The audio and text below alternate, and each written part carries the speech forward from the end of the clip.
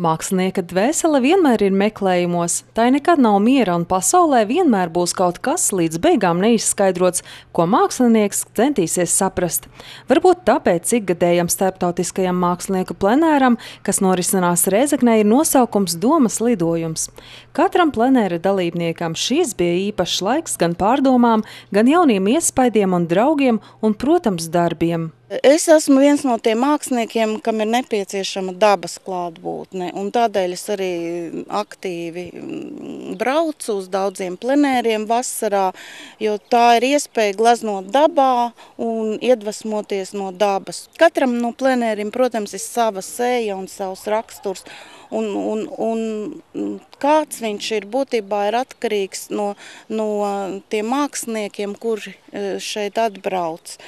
Rēzeknes plenērā es esmu sastapusies ar ļoti daudz māksliniekiem no Krievijas un galvenokārt no Pleskavas.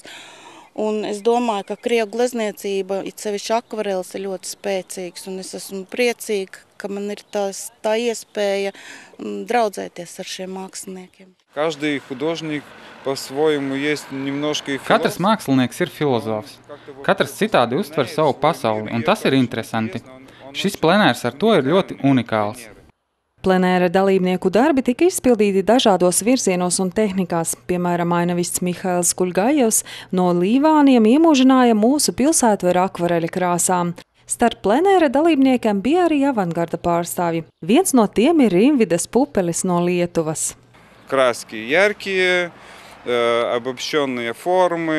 Spilgtas krāsas, apkopotas formas, daudz improvizācijas ar krāsām. Un mani netiešie skolotāji ir Matis, Šagals, Picasso. Katrs mākslinieks meklē savu stilu, lai atklātu savu iekšējo pasauli. Mums ir spēcīgi reālisti, kas strādā ar dabu un glezno. Rokišķos ir mākslinieku klubs, un mēs vairāk vērojam pasauli ar psiholoģiju un zemapziņu. Pēc specialitātes esmu dizaineris un mācījos ar akvareli. Agrāk, kad nebija datoru, visus projektus zīmēju ar akvareli. Man tas tuvs dvēselei. Mākslinieki, kuri atbraukuši mūsu pilsētā pirmo reizi, atzīst, ka tā viņus patīkami pārsteidza gan ar saviem pakalniem, gan ar unikālu vēsturiskā un modernā savienojumu. Viņi atzīst, ka gandrīz katras pilsētas nostūris glabā sevī kādu interesantu stāstu. 8. starptautiskajā plenēra Domas lidojums piedalījās 28 mākslinieki no dažādām valstīm. Savus labākos darbus viņi kā dāvanu pasniedza pilsētai.